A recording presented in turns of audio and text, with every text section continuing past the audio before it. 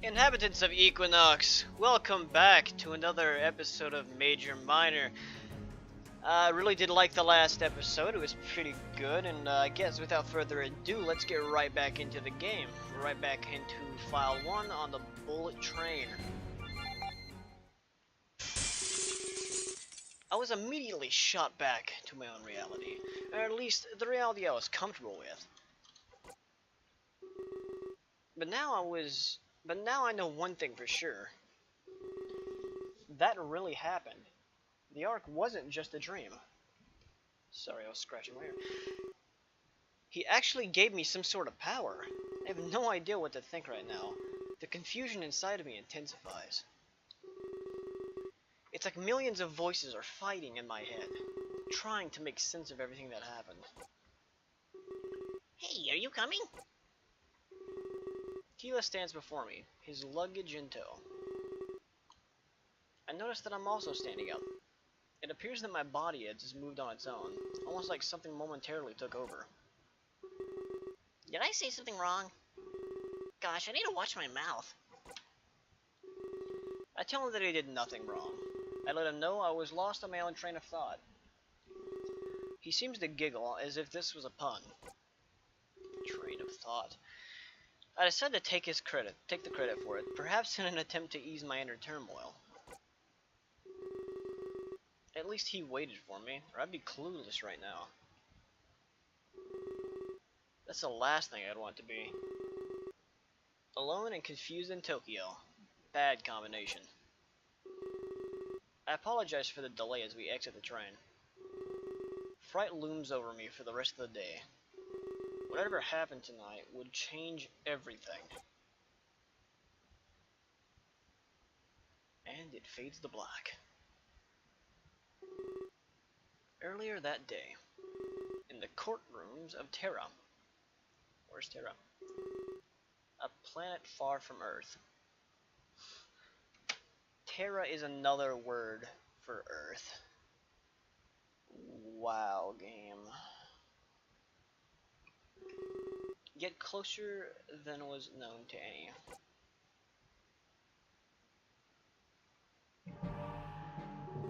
Ladies and gentlemen, without further delay, I present to you Lord Player, your current leader in the race for mayor, and with that, your future king.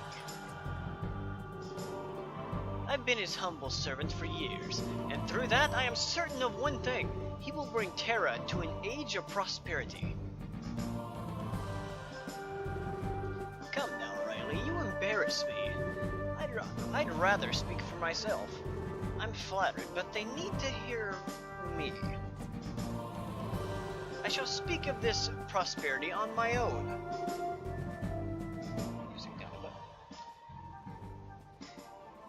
This is something every Terran must hear. Under our current king, we are doomed. Forgive me, Lord Player. I did not mean to embarrass you, not in front of all these people. I mean you no quarrel, Riley. Have a seat. I'll call you as needed. Yes, my lord. Allow me to ask you all a question. You do not... Oh, what the fuck? Why did it skip that? Is that intentional, or... Oh well. You have a starving family. Your only desire is to feed them. You work harder than you ever have before, but you only have enough food to feed half. The rest of your family will simply starve. Though, before you can eat, there is a knock. A violent rapping on the door of your home. You learn that it's someone new to Terra. They fled the destruction of their home, and all they want is a new life on our soil. They beg for your food, almost dying. But if you feed them, your family suffers. In this case, charity is a curse. They live, and your family may die. So what would you do? Would you help a stranger, even if it goes on to hurt your family? Yes, because sometime in the future, they may end up repaying you back, even if it hurts your family at that current point in time. Sorry, I'm going to move that up a bit so you can hear me better.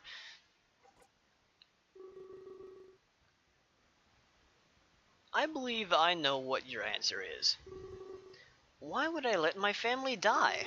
Why would I give a stranger my food? I do not blame you if this is your answer. You work so hard for the sustenance. Why are you expected to just give it away? Why is Terra expected to give it away? This is the portrait painted of our world. A place to be taken advantage of. Used. We can barely sustain ourselves, yet we need to care for these immigrants? Your current king is making fatal mistakes. He gives everything away, freely, and he calls himself the immortal king. If he truly lived for several millennia, well, you'd think he'd have common sense, something Terra has been lacking as of late. Every immigrant we accept, they're another stroke on our canvas. One that paints us as lax and lazy. The more we accept into our world, the more we condemn ourselves to accept. This is the power of that word of mouth. At this rate, we will all die, regardless of our origin. We will starve. I wanted a strict immigration law, but even this would not help us. You do not allow a disease to run rampant. That's a harsh word for immigrants. We need to cure this blight permanently. A vote for a player will give us severance. A disconnect from all the other worlds. No longer will they be able to use us. If elected, I will devote my life to this. I will ensure Terra's independence and our base right to live fulfilling lives. Only then will we be free from immigration. Only then will our resourcefulness be our own. Will our resources be our own. That is all. Will there be any questions? I have a question for you, Lord Player. If you're accepting, of course. Please speak, my child. My name is Kalen. Please refrain from calling me child. I am not one of your blind followers. ... The real problem lies with your greed. You're a noble, you have so much food. Why do you hoard and say we've run short? What? If people like you learn to share, well, we'd all be leading happy lives. You're a single man, yet I've seen some insider reports. You hoard enough food to feed dozens. Inside reports? Wouldn't it be more fitting to share? The supply is there, Lord Player. Your campaign is based on a lie. And why do you have so much food? You don't look that round to me. This is why Lord Velzaquiz wants a tithe. Not on everybody, just the rich. So I don't think you care about our food, or any resources for that matter. You only care about removing foreigners. So my question is, what is the true reason you seek severance? What gives you the right to say this? You're speaking to your future king. Future king? Don't make me laugh. You're avoiding the question.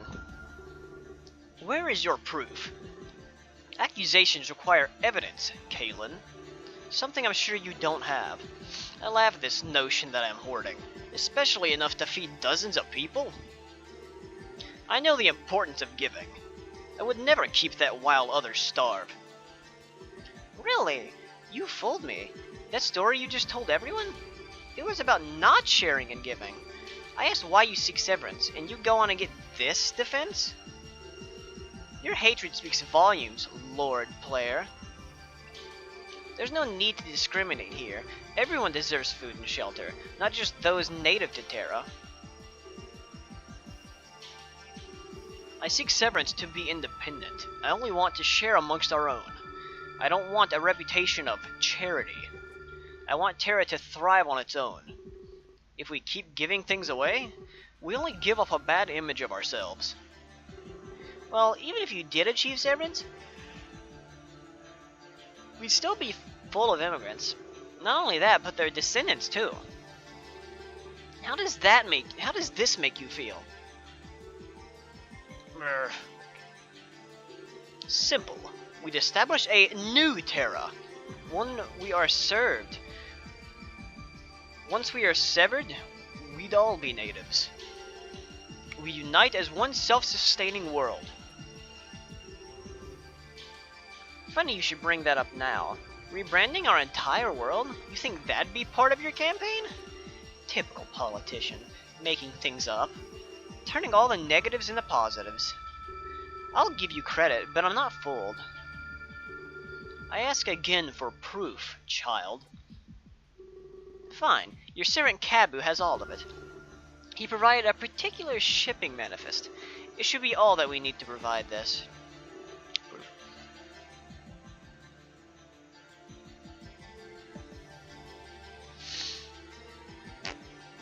What? And the evidence substantiates his claims. Claims of hearing immigrant hate speech. A nightly pastime of yours, it seems. I'll let him handle it from here. I can confirm all that Caitlin has said. Kabu, you traitor! What have I done to deserve this? At first I thought Player was my friend. I know I am not from Terra, but he made me feel wanted, like a son. But he started to hate immigrants so much, I realized more that I was only being used. He just wanted a cheap servant. And now recently he's been hoarding food, creating nothing but an artificial shortage. One he can conveniently blame on immigrants. That was a fucking stutter and a half. And one that he can use as cover. He conveniently hides his hatred, while supporting his campaign for mayor. The problem isn't those coming to Terra, it's the greed of those that live in it. Our immortal king speaks the truth. A tithe on the upper class. Yes, then everyone would be fed. Vote for Vilquez's continued reign. You know you speak lies. Why are you doing this, Kabu? Please look at the shipping manifest. I will place it here for all to see, that you may know Player's true nature. Remember, he owns lots of land on Terra. This is but one of many instances. I'm positive he hoards at his other homes. Forged! The evidence is forged! Do not trust such infantile accusations. It was likely created by Velzaquez. Why would a king do that? Riley, have a word with the people. Ensure they realize Kabu's deceit. And guards, please detain these two men. I thought the other one was a girl. I'm confused. And the train station. We're back here. We noticed that there aren't many people standing around. The initial rush must have already subsided. At least, Kilo waited for me. How long was I out? Well, I guess this is it, huh? I kinda pictured a grander entrance. But there's really nobody here. Oh well, I should have expected less. That way you don't get disappointed. It's better than getting your hopes up. That was sure an odd way to look at things. Of course, nothing about Kilo was normal. Hey, pull out your phone. We should exchange numbers, just in case. We'll be in touch about the meat cafes. I read up on some really cool ones. He pulls out his phone and awaits my information. I pull the phone out of my pocket and do the same. After a few moments pass, we exchange our digits. You got Kilo's contact information. Yay! Thanks. It was nice to meet you. I'm always glad to make a new friend. I am too.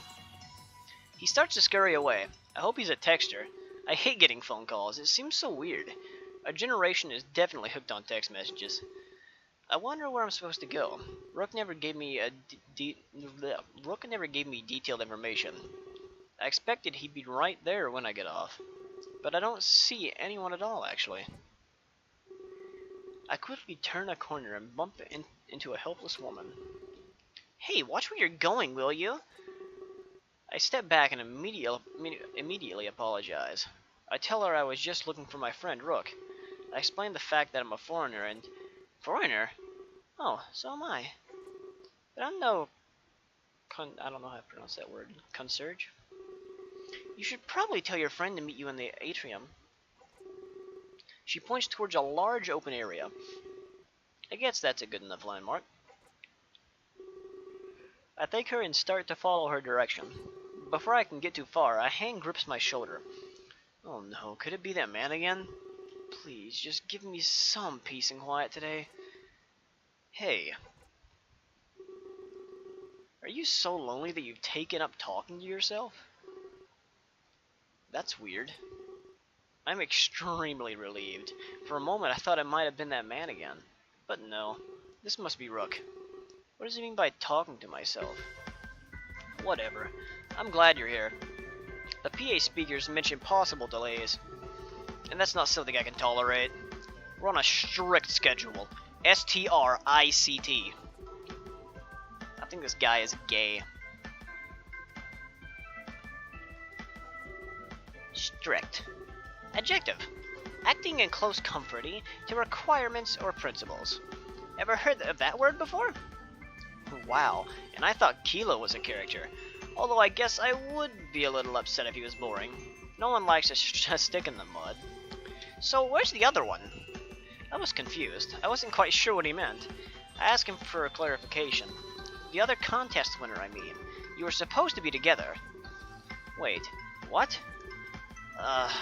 Insufferable! I hate being lied to. Drop the act. Seriously, where is he?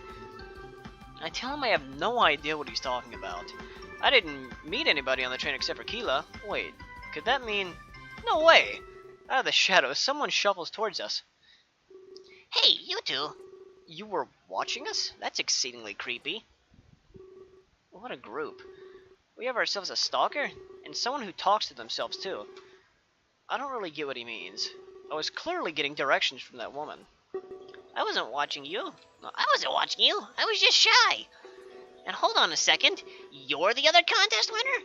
He really emphasizes the word your. I'm unsure if I should take offense to this or not. Need a small drink? Although now I'm glad I didn't break the NDA. Rook would have found out for sure. I guess I should have expected it. Both on the same train, both English speakers, it adds up. Well, either way, I have to say I'm really glad it's you. I feel like we get along on the train, even if it was only for a few minutes. We can go to a maid cafe for sure now. We'll be spending so much time together, isn't that cool? I'm ecstatic. Would you like to save your game? You know what? Yeah, I'll save my game, and actually, we will quit right here, guys. Next episode, we'll start off from here. I do hope you guys enjoyed this video. The next one should be out in a couple of days, and I do hope you guys have a good rest of the day. Signing off from the Equinox Kingdom.